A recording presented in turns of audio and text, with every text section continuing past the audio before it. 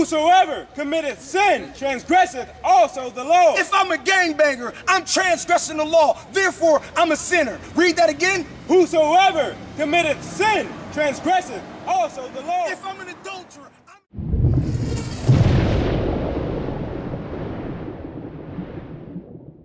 Chapter 28 and verse 68. And the Lord shall bring thee into Egypt again. What does the word Egypt mean, brother? It means bondage. You're exactly right. It means bondage. So when you read the Bible, you never hear about or never read about the Israelites going back into Egypt again after Moses, through the Most High, released us out of Egypt, led us out of Egypt to go on and get the promised land. You never read that. That's not history. That's not biblical history.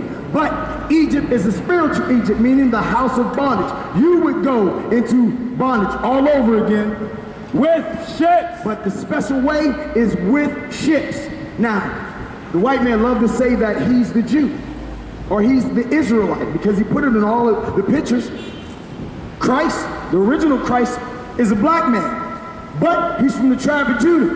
What did he do? He replaced the original color of the black man, the black Messiah, because that's what he really looked like, with this image, who's actually a real person.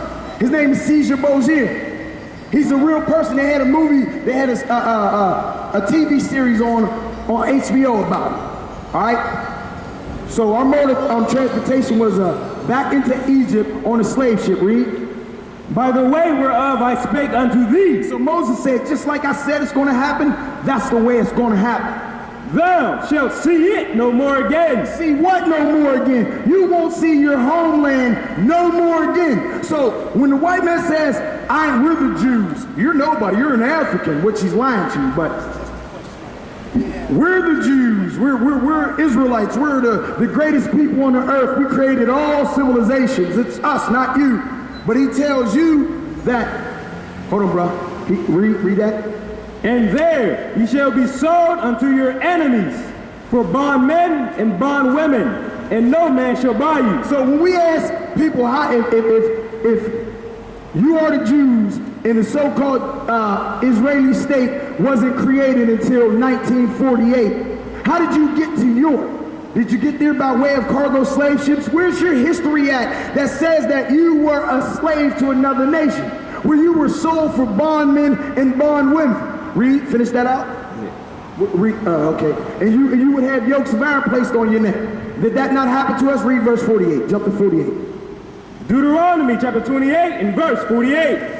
Therefore shalt thou serve thine enemies. Stop. Matter of fact, I want you to jump to 46 first, because this is an important verse for everybody to understand. Deuteronomy chapter 28 and verse 46. And they, meaning the curses, shall be upon thee for a sign and for a wonder, and upon thy seed forever. And upon thy seed forever, until Christ comes back. So if we were led away out of our homeland on cargo slave ships, never to see it again until Christ makes his second coming, how did he get this so-called Israeli state in 1948? He's not the Jew. You are a Jew because you are the one who is to be under this curse forever. Now we're going to read these curses that's going to be upon you forever. Verse 48.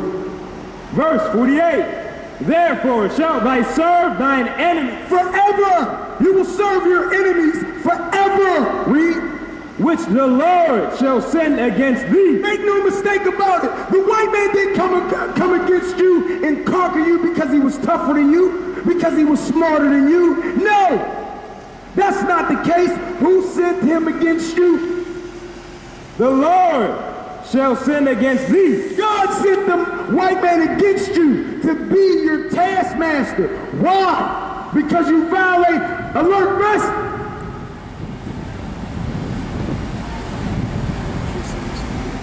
Back up. That's what's going to happen. Give me Revelations 3 and 9. Hurry up. Give me Revelations 3 and 9. Because those fake people that call themselves Jews, this is the outcome for them. You got it? Revelation. Yeah. Revelation chapter 3 and verse 9. Behold, I will make them of the synagogue of Satan, which say they are Jews and are not, but do lie. Behold, I will make them to come and worship before thy feet. That's going to be the outcome anyway. That's not no spectacle to us. We understand the scriptures, so that means nothing. The white man pretends to be your friend, pretends to be your enemy. But what does the Bible say? He gives them a word, a descriptive word that cannot be, fix that for me, Mark. That cannot be refuted. Back to 48. Here is the word. Deuteronomy chapter 28 and verse 48. Therefore shalt thou serve thine enemy. Thy what? Thine enemy. He is not your friend. He is your enemy. Just because you work with him, that doesn't make him your friend. He is your enemy, and you are to serve him. Which the Lord shall send against thee. Because of your sins, because of your wickedness, because the black woman don't know how to dress. The black man don't know how to lead his household and tell his black woman, put on a dress. And tell his young son to get you behind in his house. Stop trying to run on these streets and these corners and sell drugs. Read.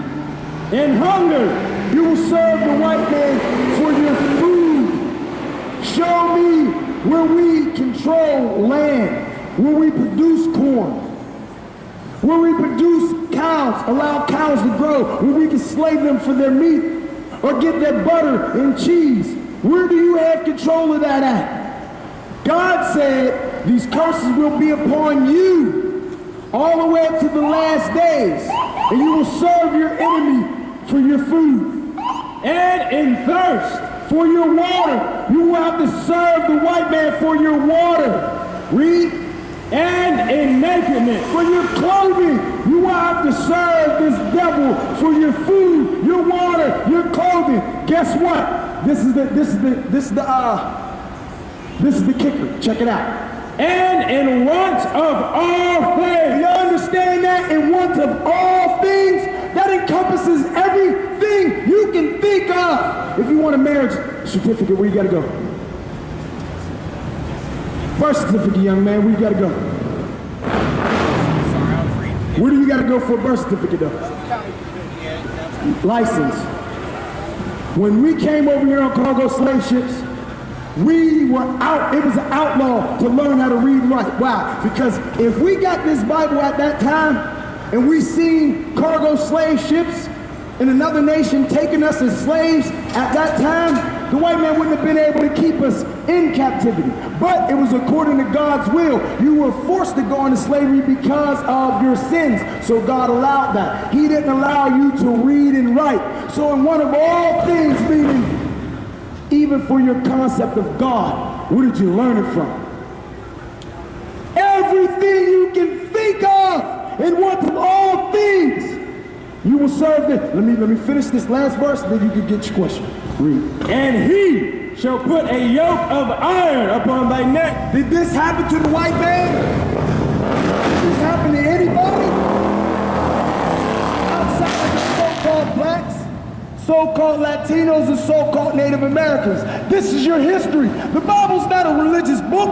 The Bible's a history book of your people, of your God, of your histories, of prophecies concerning you. Yoke of iron upon thy neck. Read.